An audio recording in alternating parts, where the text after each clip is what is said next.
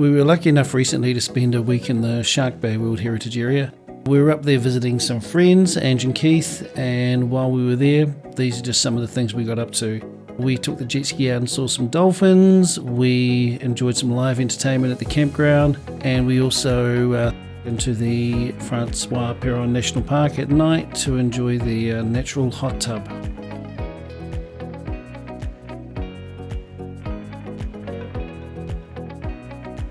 While we were there, we stayed in the lovely little seaside town of Denham, which is about 870 kilometres, about 9 hours north of Perth, or north of where we live in Perth.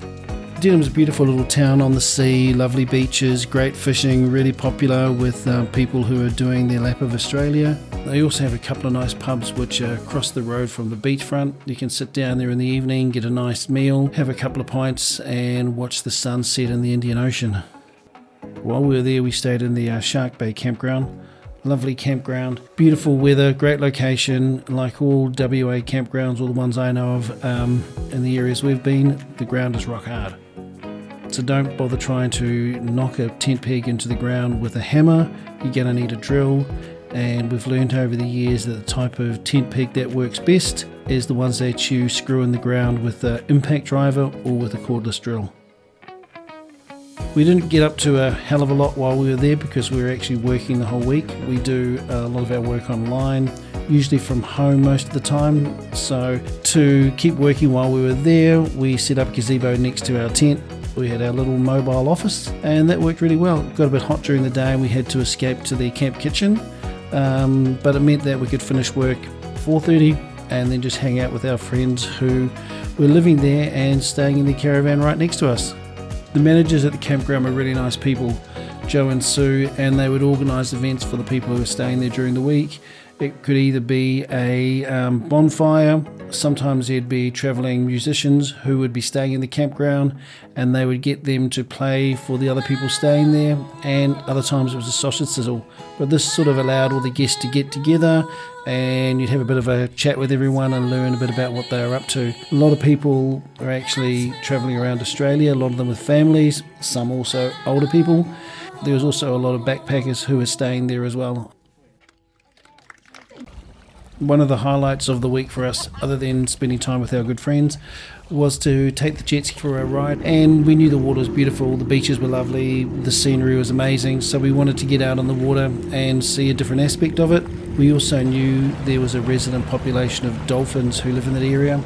We didn't go looking for them to hassle them, but they found us while we were there, and it was really cool because we were just motoring along very slowly and they came out and swam around us. And that's a pretty cool experience that we wouldn't have got without the jet ski, and made it worthwhile the 9 hours, 900 kilometre drive up there pulling the jet ski. How do I take it off?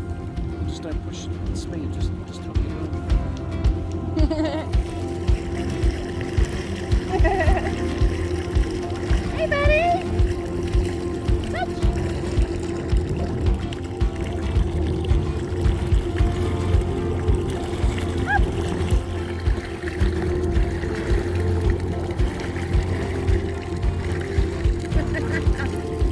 Guys, babe, warning.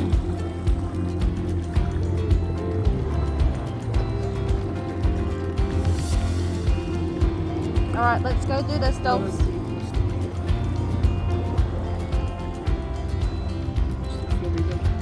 Okay, we're gonna go. I'm gonna. Don't go fast, they just... They won't swim with me. They're swimming with you now, aren't they? Another cool thing that we got to do there, and it was unexpected, we hadn't planned to do it, we didn't even know it was available, was a sunset scenic flight. We found out about it the last minute in the afternoon that we did it through the local Facebook page, where the company who run the flights were advertising that they had a few spaces left, and so they were putting them out at half price. So all to these shallow areas up here as well as these sharks and that kind of thing. I'll point them out if I see them. Usually you see them as dog action as well. I'll point them out. So we'll cut up the coast here and then we'll go through the big lagoon. So for us, in the small plane, we'll just kind of come around the outside here so we get a really good look. For Mitch's passengers, he'll come in and do some turns so everyone gets a really good look. And then we'll come up the coast here all the way up to the top of Cape Coron. come all the way around here, so skipjack points here, there's a lot of sharks and stuff here usually of an evening. And then we'll come down to the mangroves here, and we pretty much just follow the coast and the red cliffs all the way down to Monkey Mire, and then we head back. So it's about 42 minutes. What we're looking down on here is an area known as Big Lagoon, so it's obviously a lagoon that joins to the sea. You can get to it by either driving through the national park, because it's in the national park.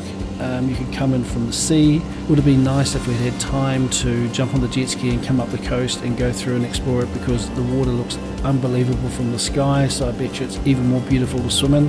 But we were only there for the week and we were working during the day, which only really gave us a couple of days to explore. But that's something on the list for next time we go up there, is stopping in to see that. You can also visit Big Lagoon and camp next to it if you drive up through the national park. A lot of people do that, and they camp right next to the lagoon. This is something we wouldn't have really seen if we hadn't taken a flight, and that's these interesting shapes you see on the ground. These are actually dried out saltwater lagoons. In times gone by, a long time ago, when the sea level was higher, these would have actually been filled with water, and now they're dry. You can drive up to them through the national park, but you wouldn't get the same perspective of the colouring and the shape unless you're in a plane and able to look down on them and see them this way. Something cool that we got to do, which we probably wouldn't have got to do if we didn't have friends there, because we wouldn't have known about it, was to go into the national park and use the hot tub. So in the national park is a historic precinct, and behind these historic buildings is a hot tub, and it's a natural artesian hot water spring, and it's been built up, and it's like a tub with seats in it, and it's something the locals do at night. They go down there, it's dark, beautiful view of the stars, definitely worthwhile doing. It's free, can't beat that.